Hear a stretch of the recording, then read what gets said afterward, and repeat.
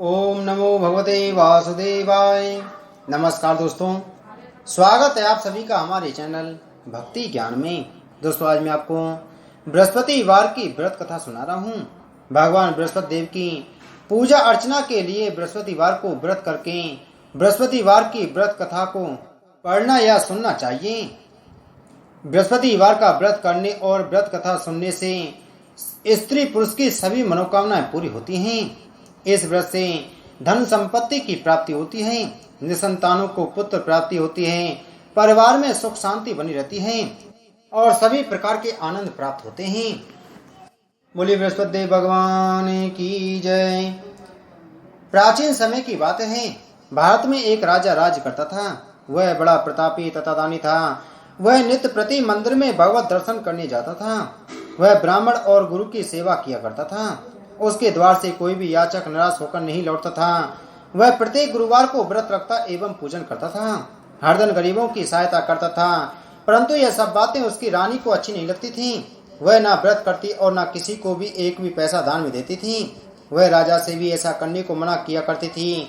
एक समय की बात है कि राजा शिकार खेलने वन को चले गए। घर पर रानी और दासी थी।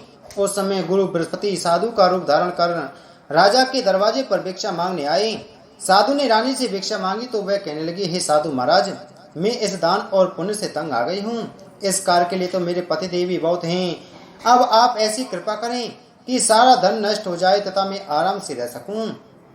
साधु रूपी बृहस्पति देव ने कहा, हे देवी, तुम बड़ी विचित्र हो।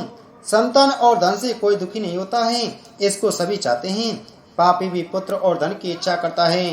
अगर तुम्हारे पास धन अधिक है तो भूखे मनुष्यों को भोजन कराओ, प्याऊ लगवाओ, ब्राह्मणों को दान दो, धर्मशाला बनवाओ, कुआं, तालाब, बावड़ी, बाग, बगीचे आदि का निर्माण कराओ तथा निर्धनों की कुंवारी कन्याओं का विवाह कराओ, साथ ही यज्ञ आदि करो।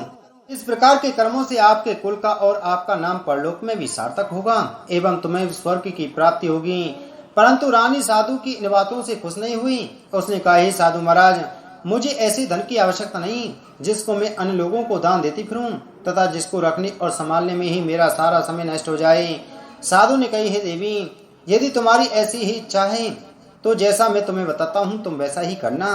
बृहस्पतिवार के दिन घरांगन को गोबर से लीपना, अपने केसों को पीली मिट्टी से धोना, केसों को धोते समय स्नान कराना, राजा से कहना वह हजामत करवाई, भोजन में मांस मदिरा खाना, कपड़े धोबी के यहाँ धुलने देना। इस प्रकार 7 बृहस्पतिवार करने से तुम्हारा सारा धन नष्ट हो जाएगा। यह कहकर साधु महाराज रूपी बृहस्पति देव अंतर ध्यान हो गए। रानी ने साधु के कहने के अनुसार 7 बृहस्पतिवार तक वैसा ही करने का विचार किया। साधु के बताए अनुसार कार्य करते हुए केवल 3 बृहस्पतिवार ही बीते थे कि उसकी समस्त धन संपत्ति नष्ट हो गई। भोजन के लिए दोनों समेत परिवार तरसने लगा तथा संसारिक भोगों से दुखी रहने लगा। तब राजा रानी से कहने लगा कि हे रानी, तुम यहाँ पर रहो, मैं दूसरे देश को जाता हूँ, क्योंकि यहाँ पर मुझे सभी मनुष्य जानते हैं, इसलिए मैं यहाँ कोई कार्य नहीं कर सकता। मैं अब परदेश जा रहा हूँ, वहाँ कोई काम धंधा करूँगा, शायद हमारे भाग्य बदल जाएं। ऐसा कहकर राजा परदेश चला गया। वह वहाँ जंगल से लकड़ी काट कर लाता और शहर में बेचता। इस तरह जीवन व्यतीत करने लगा। इधर राजा के बिना रानी और दासियां दुखी रहने लगीं। किसी दिन भोजन मिलता और किसी दिन जल पीकर ही रह जाती। एक समय रानी और दासियों को 7 दिन बिना भोजन के व्यतीत करने पड़े। तो रानी ने अपनी दासी से कहा, हे दासी, यहाँ पास ही के नगर में मेरी बहन रहती है, वह बड़ी धनवान है, तो उसके पास जा और वहाँ से 5 सेर बेजर मांग कर के ले आ, जिससे कुछ समय के लिए गुजर हो जाएगा। दासी रानी की बहन के पास गई। रानी की बहन उस समय पूजा कर रही थी। बृहस्पतिवार का दिन था। दासी ने रानी की बहन से कहा, हे रानी, मुझे आपकी बहन ने भेजा है, मुझे 5 सेर बेजर दे दो। दासी ने ये बात अनेक बार कही, परंतु रानी की बहन ने कोई उत्तर नहीं दिया, क्योंकि वह उस समय बृहस्पतिवार की कथा सुन रही थी। जब दासी को रानी की बहन से कोई उत्तर नहीं मिला तो वह बहुत दुखी हुई। उसे क्रोध भी आया। वह लौटकर रानी से बोली, हे रानी, आपकी बहन बहुत ही घमंडी है, वह छोटे लोगों से बात भी नहीं करती। मैंने उससे कहा तो उसने कोई उत्तर नहीं दिया। मैं वापस चली आई। रानी बोली, हे दासी, इसमें उसका कोई दोष नहीं है। जब बुरे दिन आते हैं तब कोई सहारा नहीं देता। अच्छे बुरे का पता विपत्ति में ही लगता है। जो ईश्वर की इच्छा होगी वही होगा। यह सब हमारे भाग्य का दोष है। उधर रानी की बहन ने सोचा कि मेरी बहन की दासी आई थी, परंतु मैं उससे नहीं बोली, इससे वह बहुत दुखी हुई होगी। अतः कथा सुन और विष्णु भगवान का पूजन समाप्त कर वह अपनी बहन के घर आई और कहने लगी, हे बहन, मैं बृहस्पतिवार की व्रत कथा कर रही थी। तुम्हारी दासी हमारे घर गई थी, परंतु जब तक कथा होती है तब तक हम लोग न उठते हैं न बोलते हैं, इसलिए मैंने ही बोली। कहो दासी क्यों गई थी? रानी बोली, बहन हमारे घर अनाज नहीं था, वैसे तुमसे कोई बात छिपी नहीं है, इस कारण मैंने दासी को तुम्हारे पास 5 सेर बेजल लेने के लिए भेजा था। रानी की बहन बोली, बहन देखो बृहस्पति भगवान सबकी मनोकामना पूर्ण करते हैं, देखो शायद तुम्हारे घर में ही अनाज रखा हो। यह सुनकर दासी घर के अंदर गई तो वहां उसे एक घड़ा बेजल का भरा मिल गया। उसे बड़ी हैरानी हुई, क्योंकि उसने एक एक बर्तन देख लिया था। उसने बाहर आकर रानी को बताया। दासी अपनी रानी से कहने लगी, हे रानी देखो, वैसे हमको जब अन्न नहीं मिलता तो हम रोज ही व्रत करते हैं, अगर इनसे व्रत की विधि और कथा पूछ ली जाए तो उसे हम भी कर लिया करेंगे। दासी के कहने पर रानी ने अपनी बहन से बृहस्पतिवार व्रत के बारे में पूछा। उसकी बहन ने बताया, हे रानी बहन, बृहस्पतिवार को सूर्योदय से पूर्व उठकर स्नान करके बृहस्पतिवार का व्रत करना चाहिए, लेकिन उस दिन सिर नहीं धोना चाहिए। बृहस्पतिवार के व्रत में चने की दाल और मुनक्कों से विष्णु भगवान का केले के वृक्ष की जड़ में पूजन करें तथा दीप जलावें। उस दिन एक ही समय भोजन करें, भोजन पीले खाद्य पदार्थ का करें तथा कथा सुने। इस प्रकार करने से गुरु भगवान प्रसन्न होते हैं, अन्न पुत्र धन देते हैं, मनोकामना पूर्ण करते हैं। इस तरह व्रत और पूजन की विधि बताकर रानी की बहन अपने घर लौट गई। रानी और दासी दोनों ने निश्चय किया कि वे बृहस्पति देव भगवान का पूजन जरूर करेंगी। 7 दिन बाद जब बृहस्पतिवार आया तो उन्होंने व्रत रखा। गुड़साल में जाकर चना और गुड़ मिल लाई तथा उड़द की दाल से केले की जड़ में विष्णु भगवान का पूजन किया। अब भोजन कहाँ से आए? दोनों बड़ी दुखी हुई, परंतु उन्होंने व्रत किया था, इस कारण बृहस्पति देव भगवान प्रसन्न थे।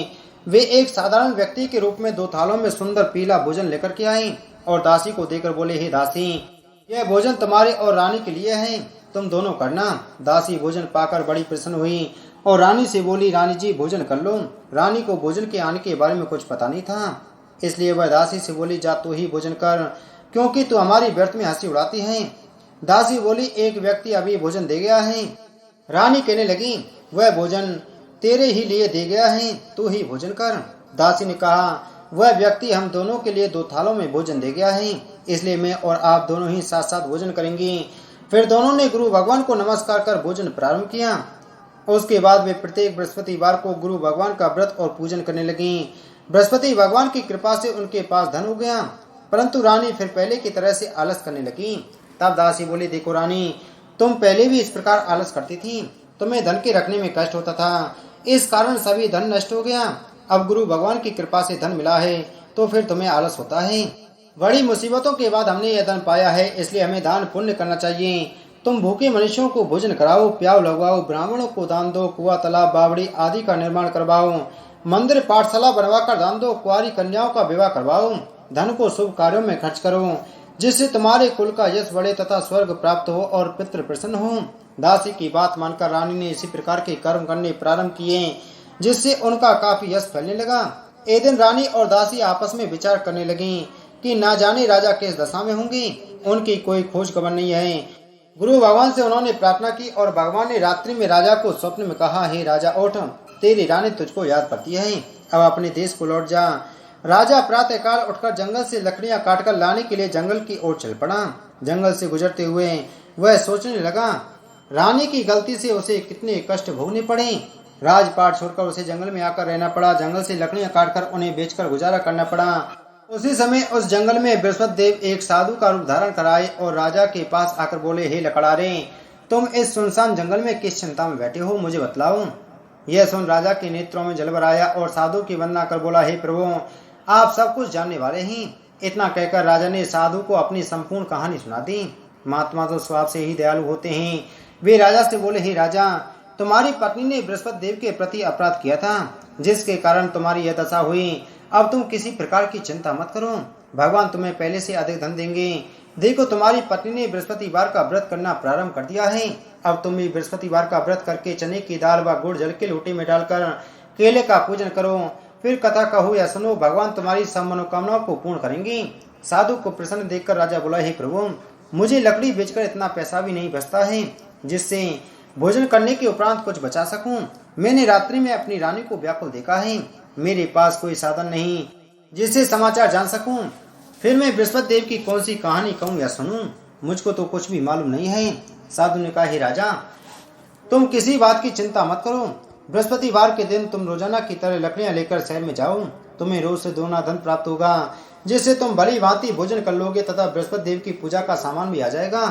बृहस्पतिवार की व्रत कथा इस प्रकार है। प्राचीन काल में एक बहुत ही निर्धन ब्राह्मण था। उसके कोई संतान नहीं थी। वह नित्य पूजा पाठ करता, परंतु उसकी स्त्री बहुत ही मलिनता के साथ रहती थी। वह न स्नान करती और न ही किसी देवता का पूजन करती थी। प्रातः काल उठते ही सर्वप्रथम भोजन करती, बाद में कोई अन्य कार्य करती। ब्राह्मण देवता बहुत दुखी रहते थे। पत्नी को बहुत समझाती, किंतु उसका कोई परिणाम न निकलता। भगवान की अनुकंपा से एक समय उस ब्राह्मण की पत्नी गर्भवती हुई और उसने 10वें महीने एक सुंदर कन्या को जन्म दिया। निर्धन ब्राह्मण कन्या के जन्म से बहुत दुखी हुआ। धीरे धीरे ब्राह्मण की कन्या बड़ी होने लगी। बचपन से ही उस कन्या की रुचि भगवान विष्णु की पूजा में थी। प्रातः काल उठते ही स्नान आदि करके भगवान विष्णु की पूजा करने मंदिर में जाती थी। बृहस्पतिवार को व्रत करके विधिवत पूजा पाठ करती थी। पूजा पाठ के बाद वह पढ़ने के लिए पाठशाला में जाती थी। घर से चलते हुए वह मुट्ठी भर जौ साथ लेकर जाती और पाठशाला के रास्ते में थोड़े थोड़े जौ गिराती जाती थी। जब वह पाठशाला से घर लौटती तो जौ के वह दाने सोने में बदले हुए मिलते थे। लड़की सभी सोने के दाने बीन लाती थी। एक दिन जब वह सोने के दानों को साफ कर रही थी तो उसकी माँ ने कहा, बेटी, सोने के दाने साफ करने के लिए सोने का सूप भी होना चाहिए। अगले दिन बृहस्पतिवार था। उसने भगवान बृहस्पति देव की पूजा करते हुए प्रार्थना की, हे प्रभु भगवान, यदि मैंने आपका व्रत विधिवत किया हो तो मुझे सोने का सूप दे दो। भगवान बृहस्पति देव ने उसकी मनोकामना पूरी करने का वचन दिया। पाठशाला से लौटते समय उसे रास्ते में सोने का सूप पड़ा हुआ मिला। घर लौटकर सोने का सूप अपनी माँ को दिखाकर वह सोने के दाने साफ करने लगी। उसी समय उस नगर का राजकुमार उसके घर के पास से गुजरा। उस सुंदर लड़की को सोने के सूप में जौ साफ करते देख राजकुमार उस पर मोहित हो गया। महल में लौटकर राजकुमार ने राजा से उस लड़की से विवाह करने की इच्छा प्रकट की तो राजा ने ब्राह्मण को महल में बुलाकर राजकुमार से उसकी लड़की से विवाह के लिए कहा। तो ब्राह्मण तैयार हो गया। बड़ी धूमधाम से उस लड़की का विवाह राजकुमार से हो गया। दुल्हन बनकर ब्राह्मण की लड़की महल में चली गई। लड़की के चले जाने से ब्राह्मण फिर निर्धन हो गया। उसे कई कई दिन तक भोजन भी नहीं मिलता था। बहुत दुखी होकर ब्राह्मण एक दिन अपनी लड़की के पास गया। अपने पिता से निर्धनता का समाचार सुनकर उसे बहुत सा धन देकर पिता को विदा किया। उस धन से ब्राह्मण के कुछ दिन तो आराम से गुजर गई, लेकिन जल्दी ही फिर भूखों मरने की हालत हो गई। ब्राह्मण अपनी लड़की से धन लेने के लिए फिर महल में पहुंचा। लड़की ने पिता की बुरी हालत देखकर कहा, पिताजी, आखिर आप कब तक मुझसे धन लेकर जीवन यापन करेंगे? आप कोई ऐसा उपाय क्यों नहीं करते जिससे आपका घर भी धन संपत्ति से भर जाए? ब्राह्मण ने कहा, मैंने तेरी माँ को बहुत समझा लिया, पर उसकी समझ में कुछ नहीं आता। उसका फूहड़पन नष्ट हो जाए तो घर की निर्धनता भी दूर हो जाए। तब कुछ सोचकर लड़की ने पिता से कहा, पिताजी, आप कुछ दिनों के लिए माँ को मेरे पास छोड़ जाओ। ब्राह्मण अपनी पत्नी को लड़की के पास महल में छोड़ आया। लड़की ने अपनी माँ से कहा, माँ, तुम कल प्रातः उठकर स्नान आदि करके भगवान बृहस्पति देव विष्णु जी की पूजा अवश्य करना। पूजा करने से तुम्हारी निर्धनता भी अवश्य दूर हो जाएगी। लेकिन उसकी माँ ने उसकी कोई बात नहीं मानी।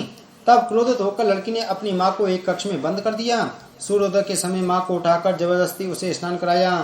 फिर मंदिर में ले जाकर भगवान बृहस्पति देव की पूजा कराई। कुछ दिनों तक ऐसा करने से माँ की बुद्धि में परिवर्तन हुआ और वह स्वयं बृहस्पतिवार का व्रत रखने लगी। उसके व्रत रखने से ब्राह्मण के घर में भगवान विष्णु की अनुकंपा से धन की वर्षा होने लगी। दोनों पति पत्नी धन संपत्ति पाकर आनंद पूर्वक जीवन यापन करते हुए विष्णु धाम को चले गए। लकड़ारा बने राजा ने उन साधु से भगवान बृहस्पति देव की यह कथा सुनकर बृहस्पतिवार का व्रत करके भगवान विष्णु की पूजा की। उस दिन से उसके सभी कलेश दूर हो गए। लेकिन अगले बृहस्पतिवार को काम काज में अधिक व्यस्त रहने के कारण उसने भगवान बृहस्पति देव का व्रत नहीं किया। भगवान बृहस्पति देव लकड़ारे से क्रोधित हो गए और उसे भूल की सजा दी। उस दिन नगर के राजा ने नगर में घोषणा करके सबको सूचित किया, प्रत्येक नागरिक मेरे महल में भोजन करने आए, जो नहीं आएगा उसे अपराधी मानकर भारी दंड दिया जाएगा।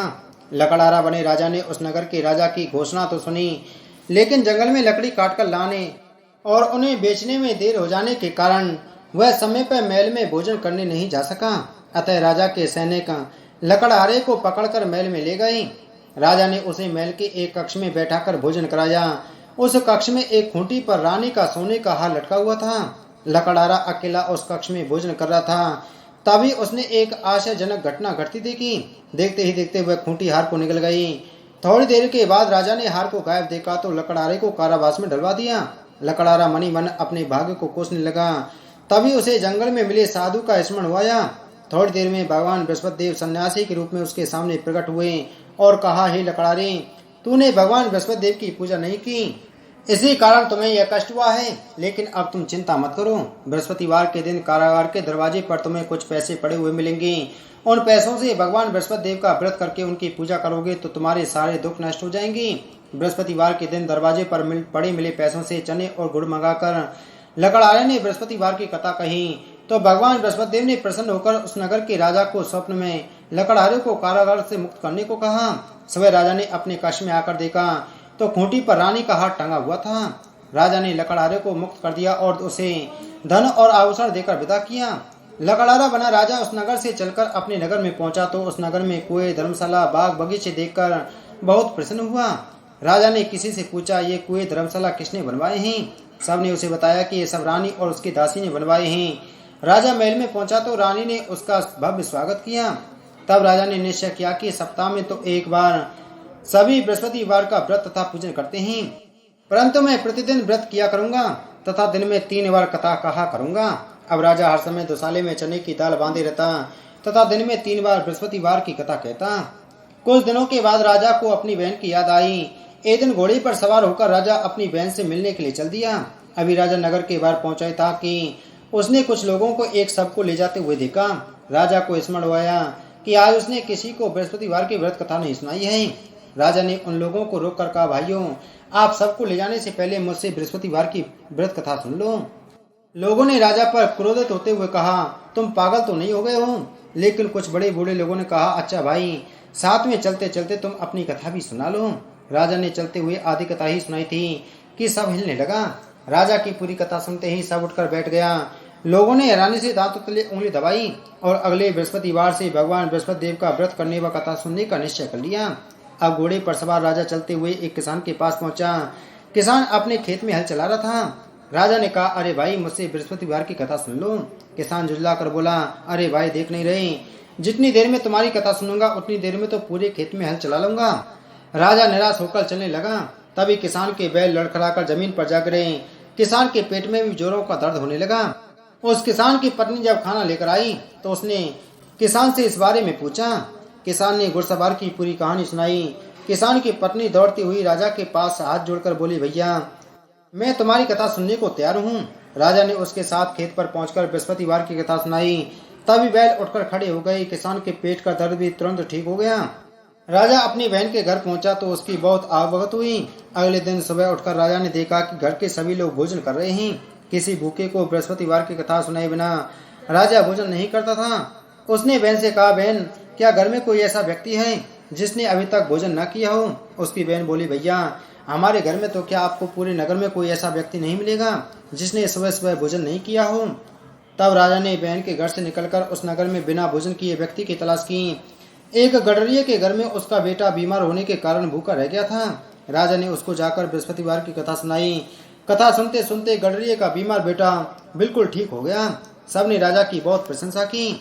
एक दिन राजा ने अपनी बहन से कहा, बहन, अब हम अपने घर जाना चाहते हैं, तुम भी हमारे साथ चलो, कुछ दिन वहां रहकर लौटाना। राजा की बहन ने अपनी सास से पूछा तो सास ने ताने देते हुए कहा, बहू, मायके जाना तो अकेले जाना, मेरे पोतों को नहीं ले जाना। तुम्हारे भाई की कोई संतान नहीं है, कहीं तुम्हारी भाभी मेरे पोतों पर कोई जादू टोना ना कर दी। दूसरे कक्ष में बहन की सास की बातें सुनकर राजा दुखी मन से अकेला ही अपने नगर को लौट गया। रानी ने राजा से कहा, आप तो अपनी बहन को साथ लाने की बात कहकर गए थे, फिर बहन को साथ क्यों नहीं लाई? तब राजा ने दुखी होते हुए कहा, रानी, हमने संतान ही, इसलिए कोई हमारे घर आना पसंद नहीं करता। रानी ने राजा को समझाया, हे प्राणनाथ, हमें बृहस्पति देव ने सब कुछ दिया है, अब भगवान बृहस्पति देव हमें संतान भी अवश्य देंगे। बृहस्पतिवार को विधिवत व्रत करते हुए राजा रानी ने भगवान बृहस्पति देव से संतान के लिए प्रार्थना की। कुछ दिनों के बाद उन्होंने स्वप्न में दर्शन देते हुए कहा, हे राजन, तेरी मनोकामना अवश्य पूरी होगी। एक सप्ताह बाद ही रानी गर्भवती हो गई।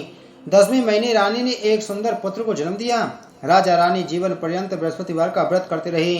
उनके घर में धन की वर्षा होती रही। इस प्रकार आनंद पूर्वक जीवन यापन करते हुए राजा रानी भगवान बृहस्पति देव की अनुकंपा से मोक्ष को प्राप्त करके सीधे वैकुंठ धाम को चले गई। बृहस्पतिवार को विधिवत व्रत करके जो स्त्री पुरुष भगवान विष्णु की पूजा करते हैं, भगवान उनकी सभी मनोकामनाएं पूरी करते हैं। इति श्री बृहस्पतिवार व्रत कथा संपूर्णम। बोलो बृहस्पति देव भगवान की जय। बोलो विष्णु भगवान की जय।